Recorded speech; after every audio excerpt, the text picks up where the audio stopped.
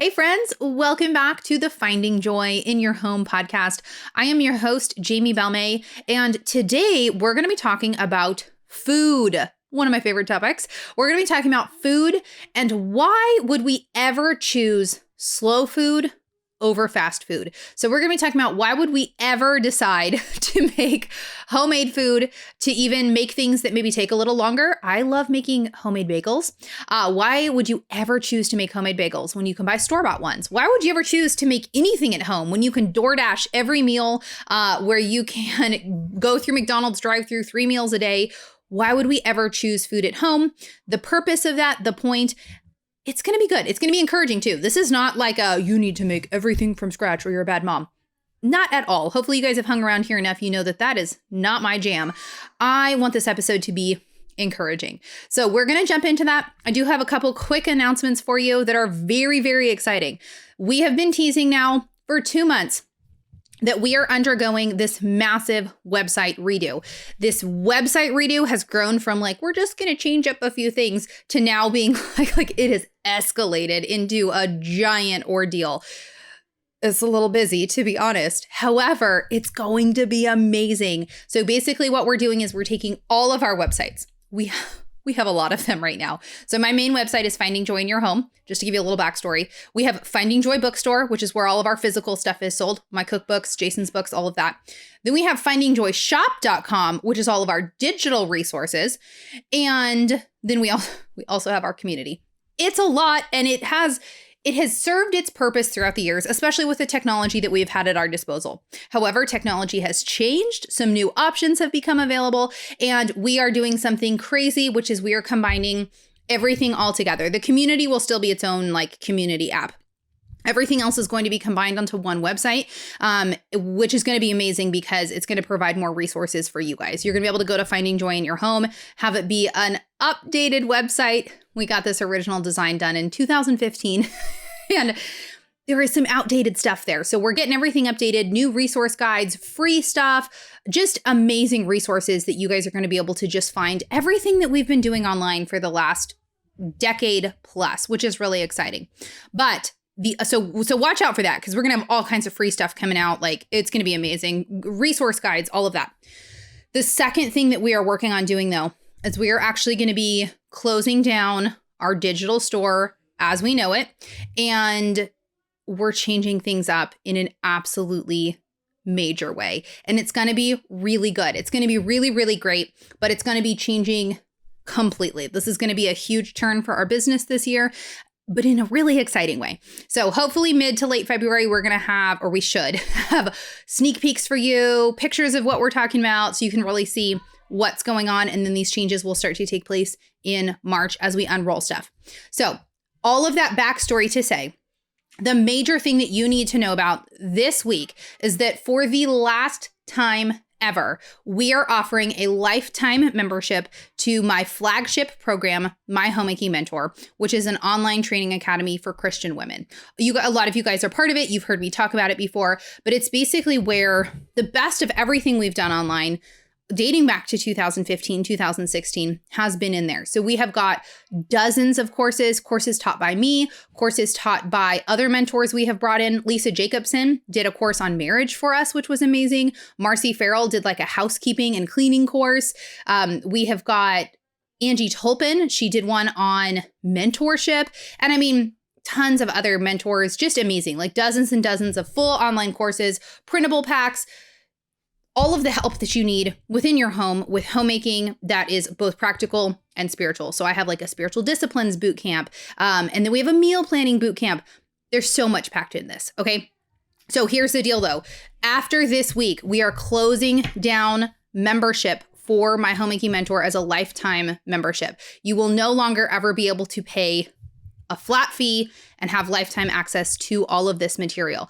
So it is normally $179 to join, but we are giving $100 off. So you can get your lifetime membership for just $79. And right now we're in the middle of a 12-month long productive household mega course. So every month we're doing a different mini course. So in January, we have been covering from scratch basics. So this talk you're about to hear is actually lesson 1 from the course for this month. And then for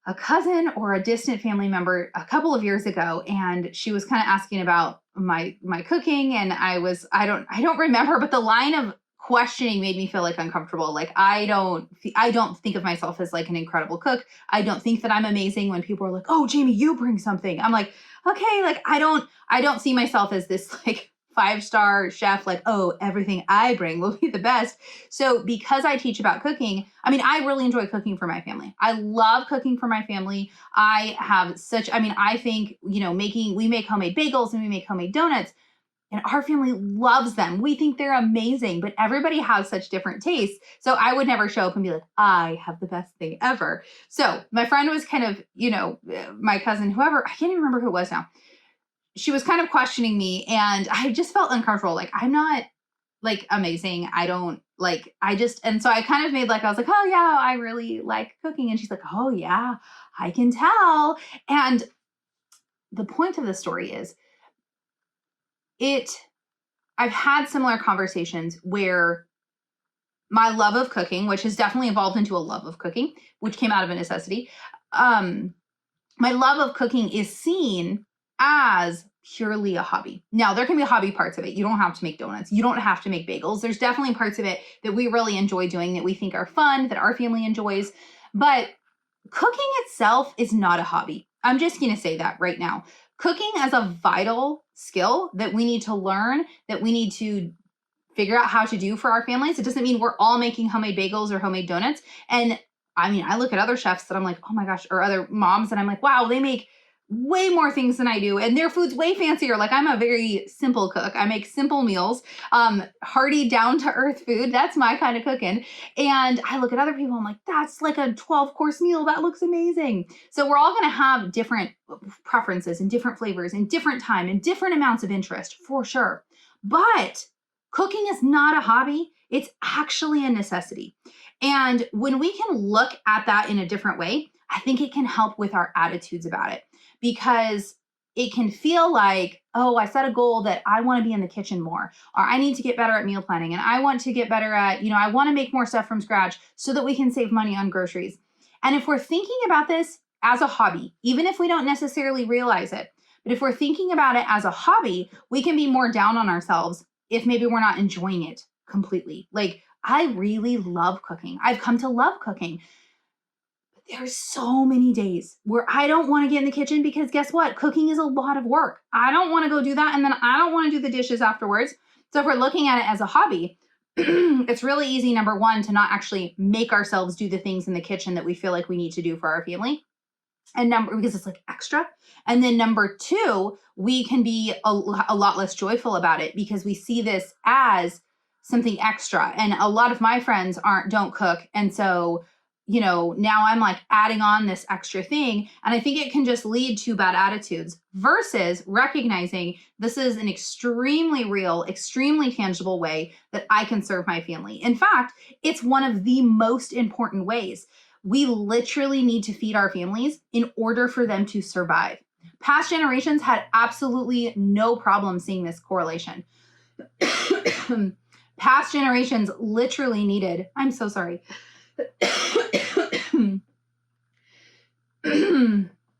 I've got this cough going on still, and Jason's not home, so I can't just like keep stopping the video to cough and then restart it 1,000 times. Please bear with me.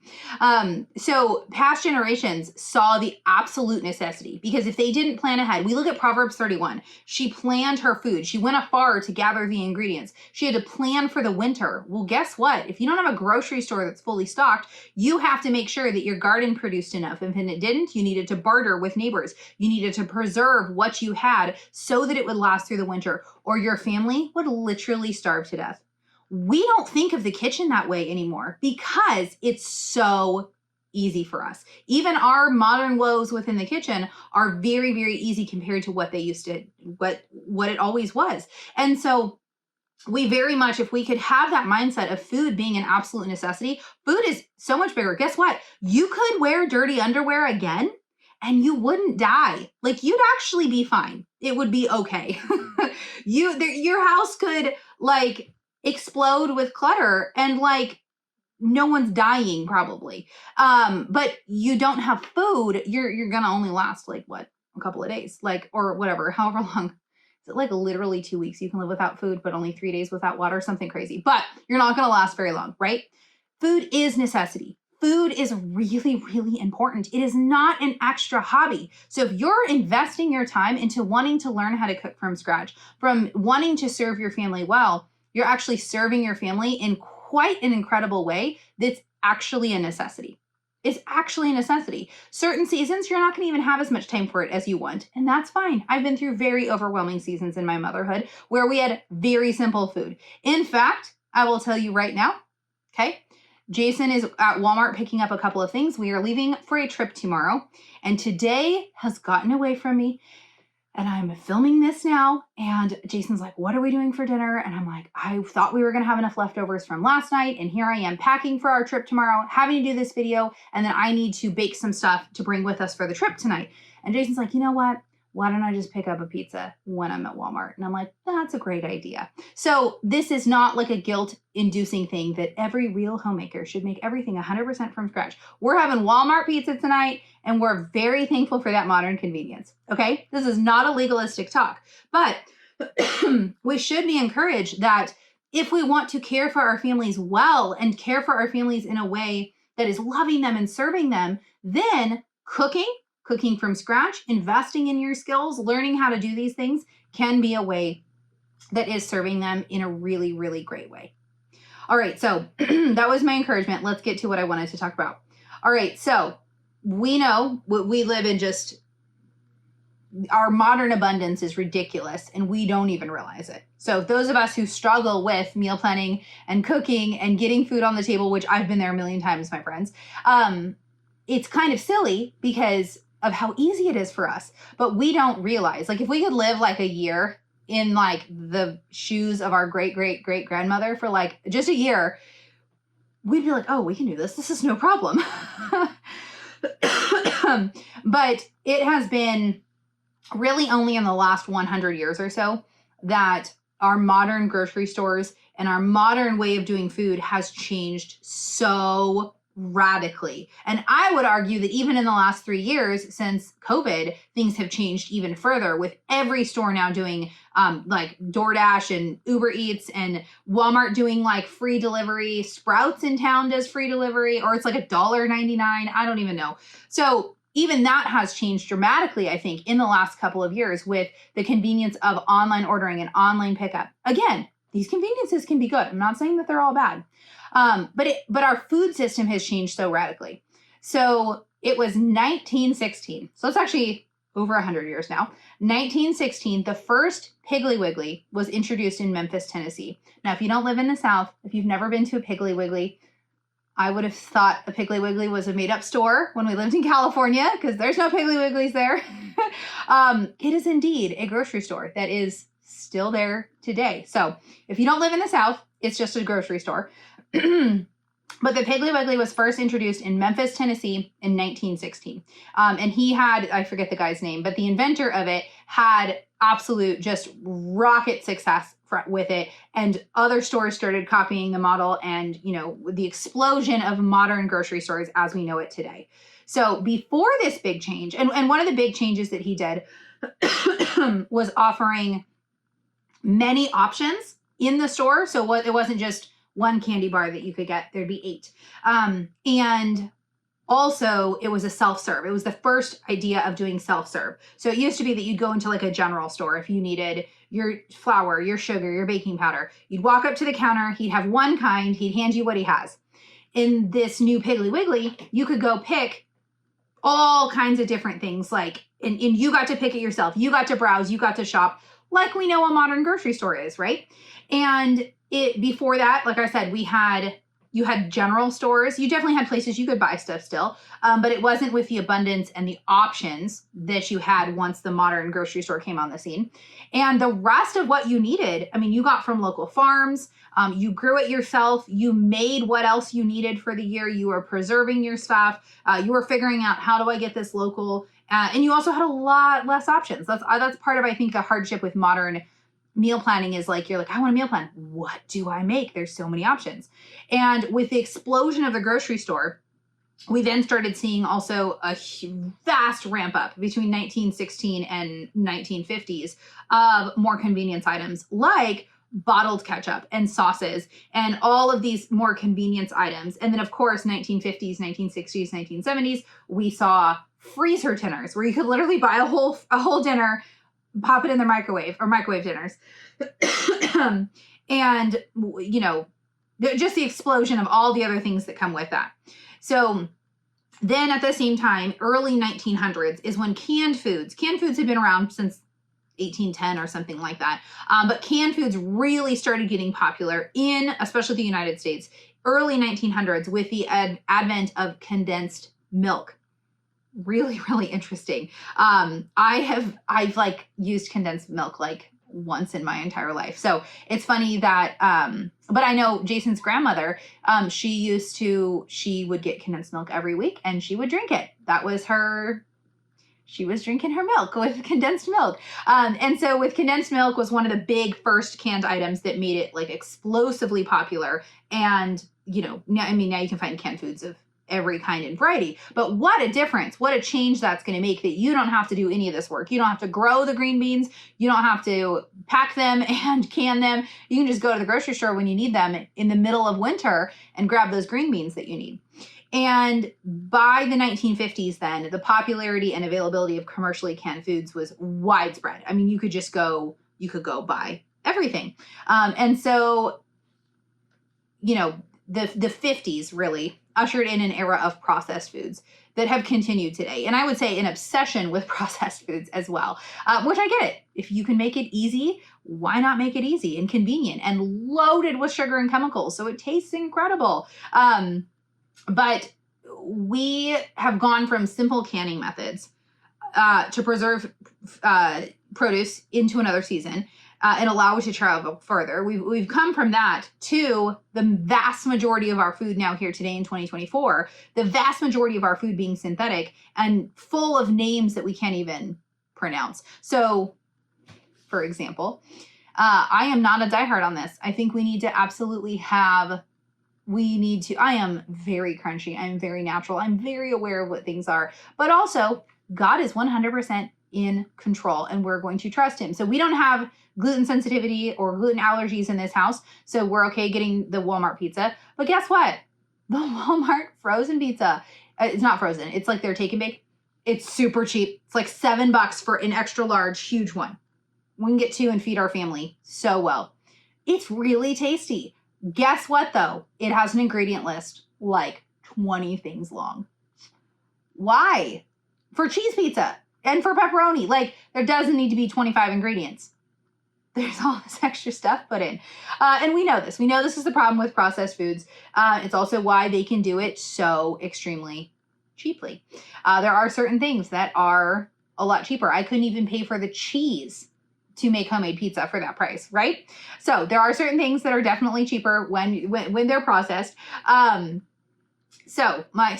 point was, I got sidetracked. My point was, this is not about perfection. This is not about being food fussers where we're looking at every single ingredient and slapping the candy out of our kids' hands because they can't ever have anything with sugar in it. No, absolutely not. We want to love our family. We want to serve our family. And sometimes that's being fine, letting them eat the gummy bears, knowing that God is actually in control. And the rest of the time, 80% of the time, we're being wise with what we're feeding our family. But in an age of extreme abundance and the ability to literally never cook, if you didn't want to cook, now your budget is probably going to force you to cook at some point. But you can imagine if you were a young, I was going to say CEO, but whatever. I'm losing the words. This is what happens in early pregnancy, man. My brain just dies. I have no brain cells and no ability to form words. So you're not alone if that is you. Whatever, like a business exec kind of person, living in New York and, she's 35 and she gets married to another business exec and they make like $500,000 a year. They literally would never, ever, ever have to cook. There's meal subscription services. There's Uber Eats. They could have the finest dining restaurant delivered to their door in like 20 minutes. Like you would literally never have to cook. Never, never, never have to cook if you didn't want to. Now for us, family of 9, that would never work because there's no way we could ever pay for that. But in this age of convenience, in the age of $7 Walmart super pizzas, why would we ever choose slow food over fast food? Okay, and this is not legalistic, right? Hear me out, please. We're not being food fussers on this. But let's talk about some reasons why I do think that we don't just say, oh, we trust God and we leave everything up to him and we're just going to eat McDonald's 7 times a day. So I've got a few things. Let's talk about a few things. Why is this actually important to invest in? Number one, obviously, from a very purely nutritional standpoint, we're not going to spend a lot of time on this because I think we know this.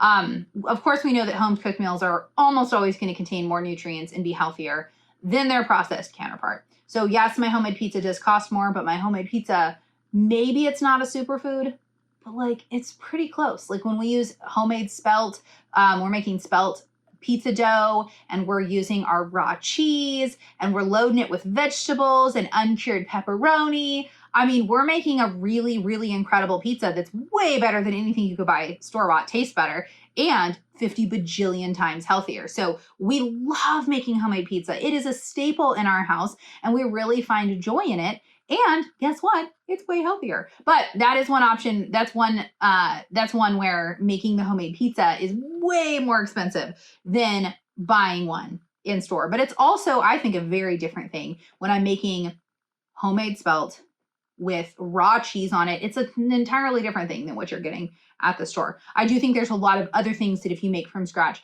are going to be a lot cheaper, especially for a large family. So this is a really important point for sure, that your food is just so much more nutritious. And this is something that we could explore more, but not really in the scope of what I really want to talk about today. Now, number 2 is that it can be the path, slow food, cooking from scratch, this whole idea, it can be the path to serving your family truly exceptional food while saving money. Like, hands down. So our family, let's talk about bagels. Bagels is one that I can make extremely cheaper. So, well, and actually pizza is too, if you were going to compare it to buying like an actual healthier pizza, like a frozen pizza at a Whole Foods, yeah, you can make it so much cheaper. So let's talk about bagels though. So our family loves bagels and we always have loved Costco's bagels where you can get like 2 sleeves for like $6 or something. Theirs are pretty cheap. And, they're great bagels. But again, they probably have a list that's like 20 ingredients long and they're white flour. So I will make huge batches of spelt bagels. Our family absolutely loves them. We make different flavors. I'll make like 100 at once and then freeze the rest. You can pull them out whenever you need them. So making homemade bagels is amazing.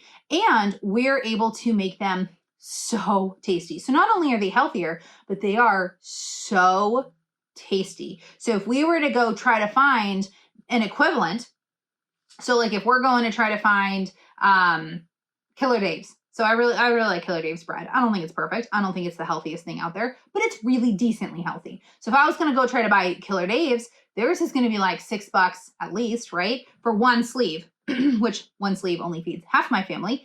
And they're not even going to be as healthy as the stuff that I can make at home. And the ones we make at home are so good. Like for my kids' birthdays, they beg me to make homemade bagels. And so we can make really, really exceptional food. So we do like biscuits and gravy. Our family loves homemade biscuits and gravy. I can do that on a really good budget. And it's the best darn biscuits and gravy ever. And we've tweaked it to how our family likes it. Your family might like, you might like your biscuits and gravy slightly differently. But we love our biscuits and gravy. And we're making it from scratch and it's become kind of part of our family. And when that leads me to number 3 is building family traditions. When you build up family traditions around food, I think it's really important. Food has a great way of tying not only it's tying in so many different senses because we all know that like your sense of smell can be super tied to your memory. So you smell something and all of a sudden you're brought back to your grandmother's kitchen. Or I know my grandparents I used to stay with them every summer. I would live with them for a couple of months every summer when I was growing up. And they lived in Pennsylvania, where it was humid. And coming from California, we didn't have humidity at all. And they had a mud room. Their house was really old. It was built in like 1899. And they had a mud room, and it was so musty and moldy smelling. Not in a disgusting way, but just that like mustiness of a mud room. And you'd go through, that's where they had they had a big freezer out there, and they would always stock it with Otter Pops. And then they had a fridge out there that always had sodas. So whenever the grandkids would come over, it was free reign. You could go get your things.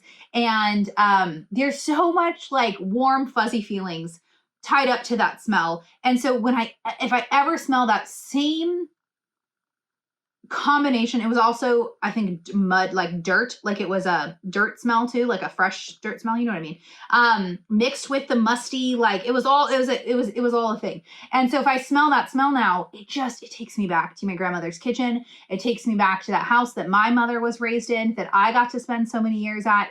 And we know that smell, for bad or for good, can be so tied to things. And so having certain things like baking fresh bread that your kids are smelling when they come home from school, or cookies or whatever.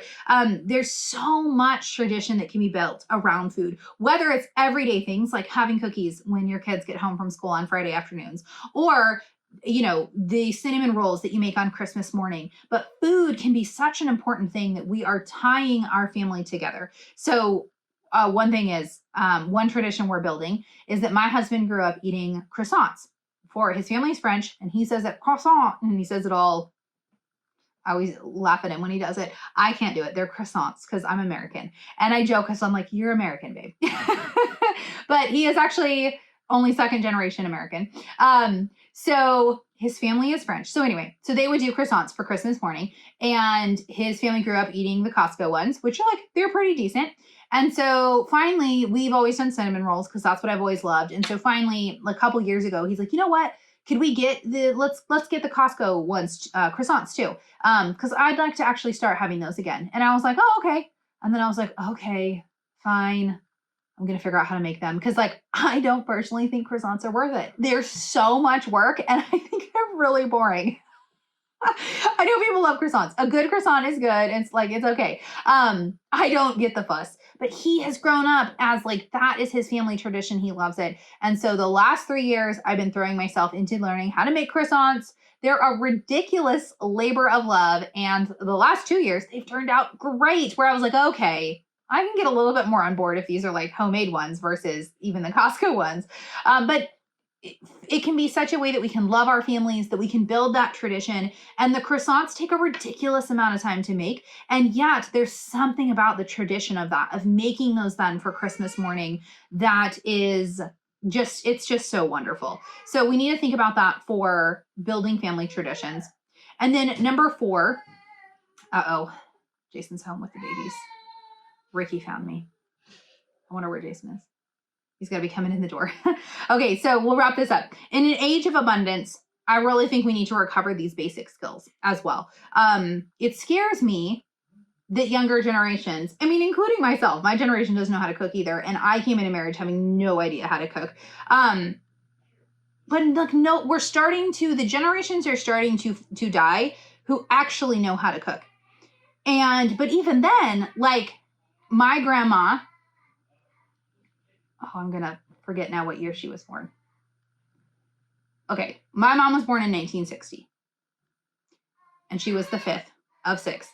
No, she was the 4th of 6th. So in the 1950s, my grandma was getting married, becoming a new mom, all throughout the 1950s. So for her, even as a 20-something in 1950s, even for her, she would have been that last bastion of even learning skills from her mother growing up of how to cook. And my grandma knew how to cook, but my grandma was also of the era of TV dinners and all the rest. So even a lot of our grandmothers have not necessarily passed down these skills. And so we are really at that cusp of needing to pass these skills on, learning them ourselves, recovering them ourselves, passing them on to the next generation. So if there was no grocery store tomorrow, what would you do? How would you survive? And I'm not advocating that we need to grow 100% of everything that you need, but I do think starting to source your things more locally, starting to build relationships with farmers, learning how to cook real food, learning what's in season, figuring out how do I take dried beans that you could buy 100 pounds of and it'll last for 30 years. What do you do with it? And, I think about, if we were ever to go to war again, and I don't mean this as like a doomsday, like scary thing, but like thinking practically, if we were ever to go to war again, would there be food rations like there were in World War II? Would you know what to do? Would you know how to cook if all of a sudden you were given a sack of flour? What if all you had access to was the whole ingredients instead of the processed foods that you eat now? Would you know what to do with them? Like I just think about these things and also handing these skills down to future generations. And then number 5, let's recover the kitchen again as the foundation of the household. The kitchen was always a hub of productivity, the linchpin of where people gathered. And a lot of times now people have show kitchens. They're kitchens that people don't cook in them. I know when we were looking for a house 2 years ago, we were looking at all these new builds. There's a bunch of new builds here in Oklahoma because the population is just skyrocketing here. Everybody wants to live in a conservative state. And all of these new builds had absolutely no pantry. There was no pantry. There was no, they had really nice kitchens. Some of them had granite. They looked pretty and they were 0% functional, nothing. And we were talking to one of the realtors and they were like, yeah, people don't want storage in the kitchen. It's just people don't cook anymore. And I'm like, what? I don't understand. How do you not cook? What? But it's true. People just aren't cooking. So how do we figure out making the kitchen kind of the center and revolving our activities and our things around the things we need to do in the kitchen, and but doing it in a warm way that's building tradition, that's building skill, and all of that.